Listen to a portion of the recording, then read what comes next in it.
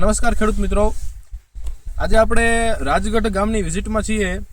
ધાણાનો જે પ્લોટ છે અને મહેશભાઈનો વાડી છે. તો મહેશભાઈ, આપણા ધાણાની અંદર તમે ફ્લાવરિંગ માટે શું ટ્રીટમેન્ટ કરેલી છે, કેટલા દિવસે કરેલી છે, અને તમારા અનુભવ જણાવો અમને. ફ્લાવરિંગ માટે આપણે 30-35 દિવસે એક રાઉન્ડ માર્યો હતો એક્સરેનો. આ એક્સરેનો રાઉન્ડ તમે 30-35 દિવસે મારેલો છે. અને પછી બીજો રાઉન્ડ પાછો 10-12 દિવસે બીજો રાઉન્ડ મારેલો. બરાબર. હવે તમે એની પહેલા એક્સરે કેવા વાપરેલું હતું? એની પહેલા આપણે મગફળીમાં વાપરેલું હતું. મગફળીના અનુભવો લઈ અને તમે ધાણામાં પણ આનો ઉપયોગ કર્યો.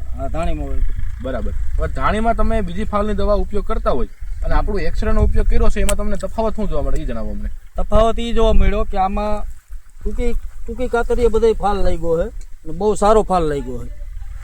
પેલા એ દવા મારતા એના કરતા આમાં રિઝલ્ટ બહુ સારું છે. હા. બીજો કઈ રોગ નથી. હા. અને ફાલ બહુ સારો. ફાલ બહુ સારો છે. પછી તમારે ધાણા સિવાય બીજા ક્યાં ક્યાં પાકમાં ઉપયોગ કરો છો એક્સરેનો? ધાણામાં, ચણામાં, પછી મગફળીમાં. બરાબર. હવે આ તમને જે પરિણામો મળ્યા છે એ પરિણામ ઉપરથી આપણે બીજા ખેડૂત મિત્રોને ભલામણ કરવી હોય તો કેવું રહી મહેશભાઈ? હા, સારું રહીએ. એક્સરે તો મારે બહુ સારું હોય. તો મિત્રો, એક્સરેનો ઉપયોગ ધાણા, જીરું, ચણા, શેરડું પાક જે પણ હોય બધામાં હાલે. અને 1 એકર 10 ml, 1 વીઘે માત્ર 4 ml અને 1 પંપે ખાલી 1 ml થી એનો ઉપયોગ કરવાથી આપણે સારામાં સારા પરિણામ મળે છે.